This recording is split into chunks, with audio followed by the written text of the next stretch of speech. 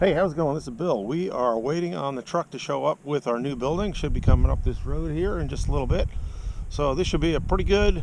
Should be a pretty good segment. So hang on, and you get to see a truck unload with a shop on it in a kit form. Some assembly required.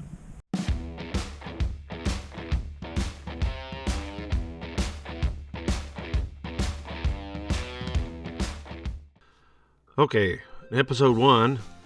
You saw us putting the perimeter wall out for the slab. The slab was an existing just flat work, so it's kind of uneven. As a result, our floor is kind of uneven, but it'll work for what we need. However, the perimeter wall is nice and flat. Last episode, we went down and visited Mueller Buildings in Ballinger, Texas, and you saw one of these trucks here, very similar to it, being loaded out with a large aircraft hangar. So our truck showed up with our little itty bitty building here. Doesn't look like much, but that's a 20 by 36 feet by 10 feet high building. All the red iron, all of the sheet metal goods, all of the verticals, all the purlins, the girts, everything you need. Nuts, bolts, washers, absolutely everything. A complete kit. On this particular build, we also opted for gutters, downspouts, some of the up trim on that kind of stuff. Here I'm walking back and forth putting some cribbing down on the ground. We're trying to figure out where we want to place everything. Kind of important is to have a bit of a plan of how you want to assemble the building. Mueller actually gives you some pretty good guidance on how to lay out your site as far as your materials. Not that big a deal on a small building like this. However, if you do have a large building, you're going to be the general contractor. It's something you really kind of need to think about so that you aren't stuck with where you put things being in the way of your erecting the building. And I'm kind of walking back and forth. I'm not sure where I want to put this thing. Then we realize, hey, let's put it all the way deep into the slab, get as much as possible on here. This particular load are the girts or purlins, the Z channel you'll see, and then also the eave sheet metal, or I guess it's a C section. Those pieces. In addition, also the garage door cutout panels, uprights, horizontals, and all that. So this is a lot of the metal that you saw being formed on the roll machine in last episode. That's what a lot of this stuff is. It comes in flat coil, and then it's rolled, formed per the blueprints, and comes out packed up, kitted, labeled, and all that, which is very helpful when we were going through everything. Another nice thing is the fact that Mueller will drop this onto your site. They've got the loading capability or unloading capability with this donkey type forklift. It makes great work of it. The folks were an absolute dream to work with. Extremely pleased. So it all worked out very well. As you can see, it's a bit of a rainy day. Quite a rainy day. So everything was kind of squishy. The dirt from excavating the berms was still within a few feet of the building, so he had to drive around that a bit. Left some mud in there. Not a problem. In between runs, we hosed that off, tried to keep that to a minimum so we didn't slip and slide too much. Plus, it was a good workout for my dog running around crazy like he always does. Slept like a log that night.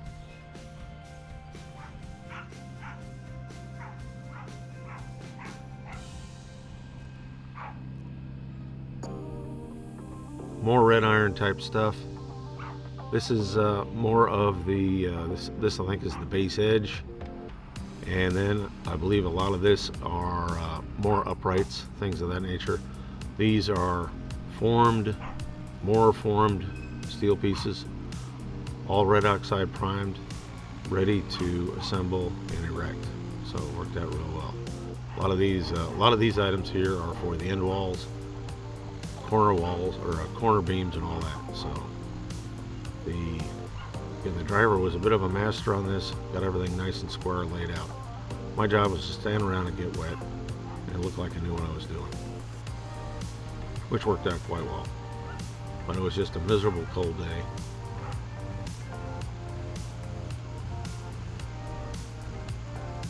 Just trying to get the cribbing underneath the stuff.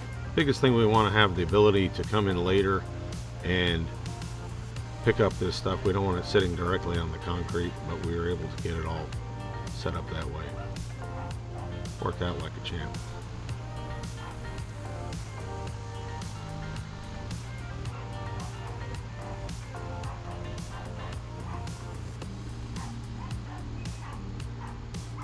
Now in follow-on videos, you're going to see the dirt that was around the perimeter of the building. We ended up shoveling it all, raking all that, and that will all be final landscape, but that was all essentially removed back to original grade. So our mud problem went away.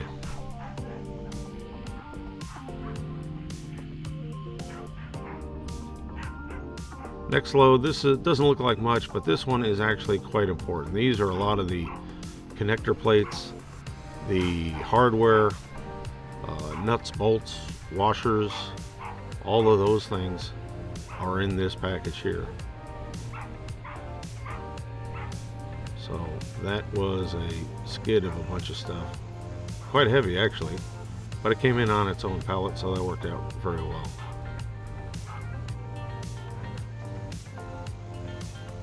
As you can see, Mueller pretty much sends you everything, and enough of everything, so it works out quite well.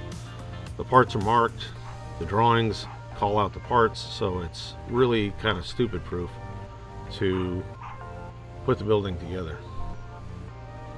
And the other nice thing about the marking is we ended up, when we because this was a mixed load, we were able to make sure that we didn't get someone else's parts, which worked out really good. So we were checking, both myself and the driver were checking every package to make sure that we didn't have anything overshipped and left on our slab, because that's going to hurt someone else down the road.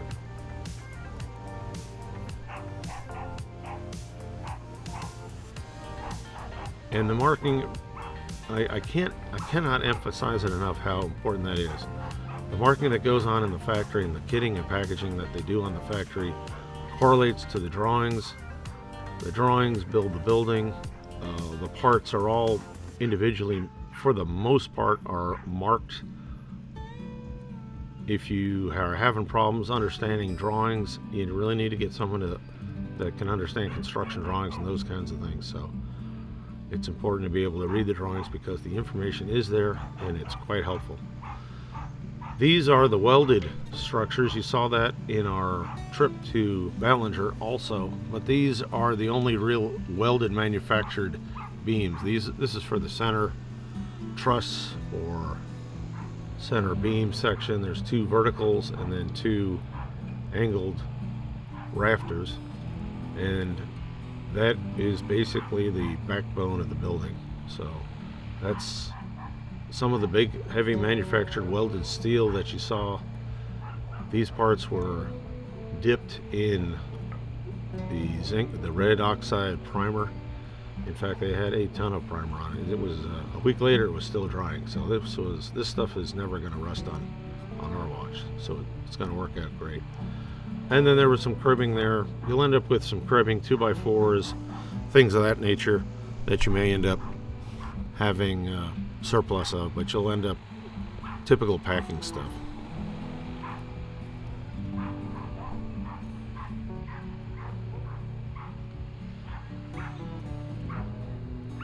And I am hosing off the slab, but you can see it is, through the day it was getting wetter and wetter, so it was kind of a busy day, but it was we try to make it as fast as possible to help them out. The area where he's driving is a gravel driveway with good road base, so there's no problem with him sinking in. It's our utility drive up to the back of the shop.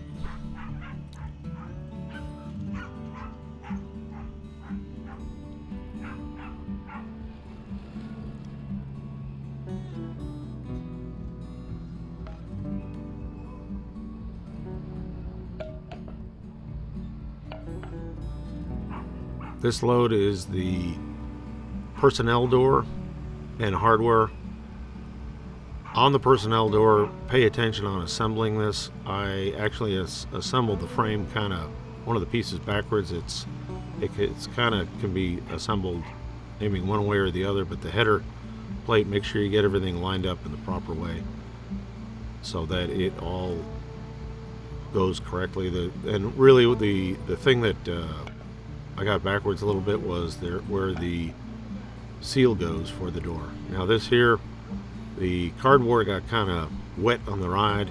It was about a 3-hour drive in rain the entire trip, so our packaging got a little wet. Not a problem.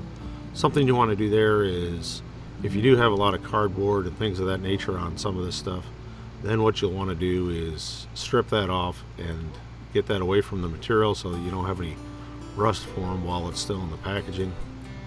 Kind of important to do that.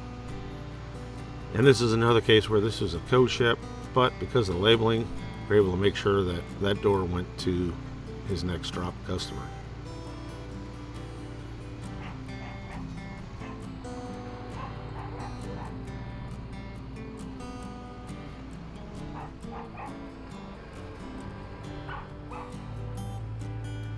Now the next batch of stuff that he's going to be getting is really quite important. It has a lot of the trim details, a lot of the various closeouts for the gutters, for the rake trim, some of the sealant tapes, some of the patch tapes, just a lot of miscellaneous stuff. So that shows up in a tub.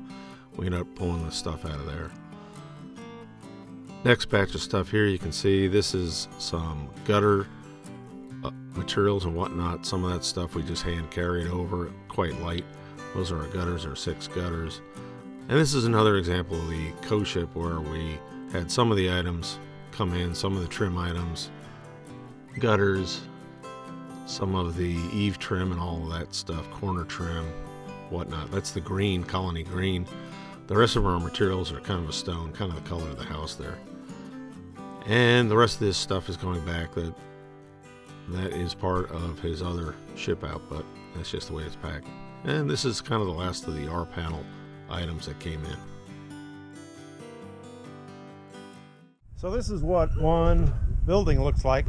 One 20 by 36 building by 10 foot high. This is what it looks like all packed up or ready to assemble. Red iron and all the verticals on in the right front. The big rafter beam is in the back there, and then the rest of it's just flat goods and all that stuff. So we got our work cut out for us. Shop's going up. This should be a fun adventure. Or it'll be totally miserable. We'll see how it goes. But at least it's going to start. It's going to stop raining here in a little bit, and tomorrow morning we're going to get after it. So Hanger Rats out. Have a great one. Go build yourself a shop. Go do something.